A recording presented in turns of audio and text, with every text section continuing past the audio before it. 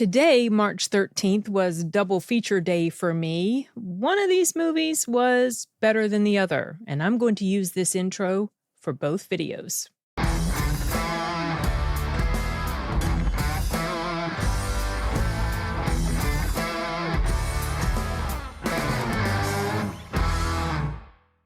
So if you have seen my other review, you know that this particular movie, Opus, is the one that I was less than satisfied with. Oh my goodness. I accidentally saw the Rotten Tomatoes score before I went in to watch this, but I thought the official critics score, sometimes the official critics, they've got things pegged right. And in this case, I do agree with them. However, that didn't become clear to me in the first half or more until there's this moment that happens in the film and I start to realize, whoa, this is not, unfortunately, a film that I can give a very positive review of. I will open up with talking about the things that I did like about this movie. One was the acting. One of the things that drew me to this film was the fact that John Malkovich is in it. I haven't seen a movie with him in it for quite a while. That's not to say he hasn't done any. I just haven't watched a recent movie of his. So I was curious to check it out. It also sounded pretty interesting, the premise. So I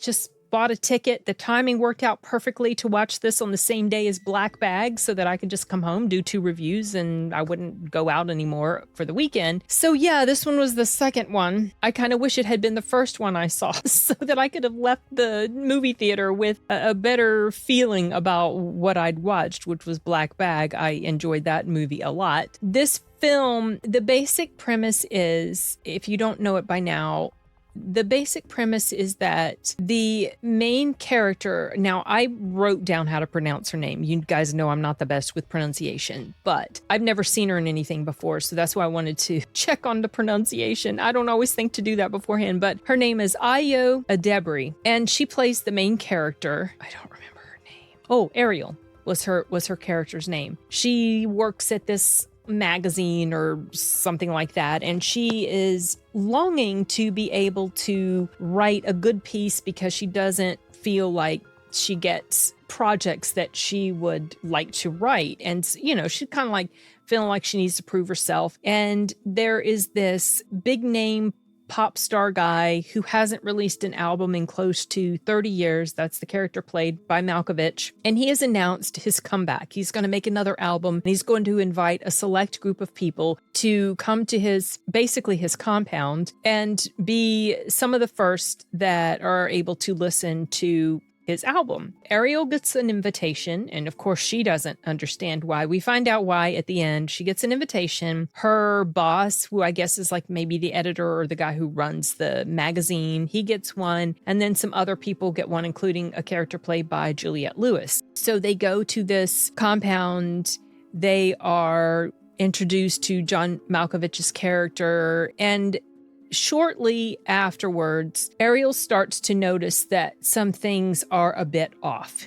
Okay, so number one, as someone said in their own review, this sounds very reminiscent of films we've seen before already. It's a movie that doesn't necessarily bring anything new to the table. I don't mind that. If this film had been executed better, I wouldn't care that this was basically a rehash of movies like Midsommar or Get Out or whatever. I wouldn't care. It did get started off with a lot of promise, but unfortunately it couldn't sustain that. But anyway, she starts to notice, well, she's already had kind of like a hint already that things are a little bit off. He's kind of quirky and they have to give up their cell phones when they get there. And so she starts to be pretty much the only one in the beginning to question or to wonder about or to think this is really, really strange. So, typical setup for that sort of thing. And you do at one point see that there is something that happens to a character that's not revealed to any of the others, but you see not long after the people have arrived at the compound and gotten settled in and everything, you see that this isn't just going to be some quirky entertainer with strange ideas and a strange way of life. No, there's something life or death going on at this location. And of course,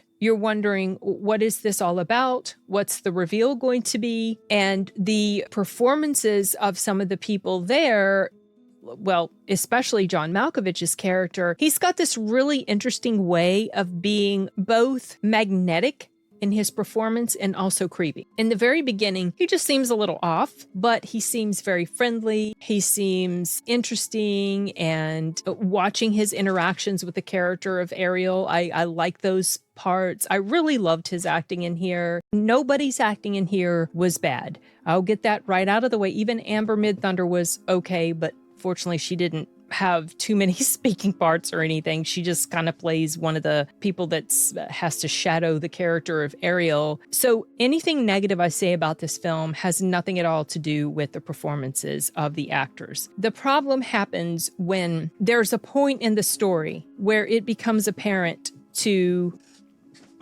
Oh, Arturo. What? I'm in the middle of a review. I'm petting. Yeah, but she's making noise. I was going to go ahead, so try not to be too loud. What was I saying?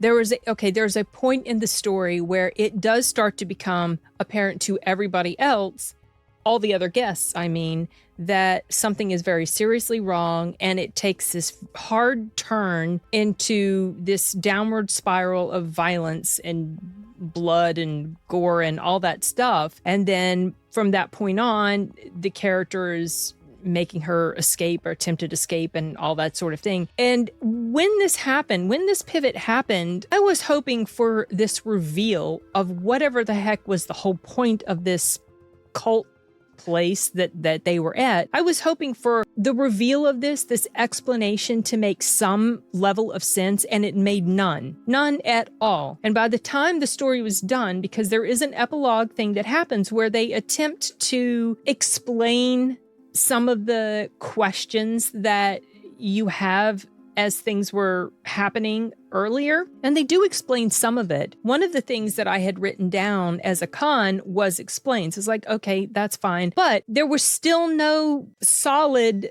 explanation for what was the whole point of this thing. Well, I mean, I get what the whole point of it was with some of the guests that were there, but all the other stuff about the people in the compound and what was going on with them and this cultish thing. There's nothing about their behavior or the things that they do. Even John Malkovich couldn't effectively clear it up in his final thing that he was saying. So it was solid up until this point, and then it just falls apart. And it was really unfortunate because this movie had potential, I think, to have been something so much better. And all the elements of like thrill and scariness and, you know, all that stuff, all those elements were there, and that was fine. But if you can't effectively get across what is the entire point of all of this people and what their goal is, and, you know, if you can't even effectively get that across to us, then you're just gonna, like, well, for me, it lost me. Unfortunately, this was a film that had a lot of pieces to it that could have and should have worked so much better. And unfortunately, the glue that should have held it together more just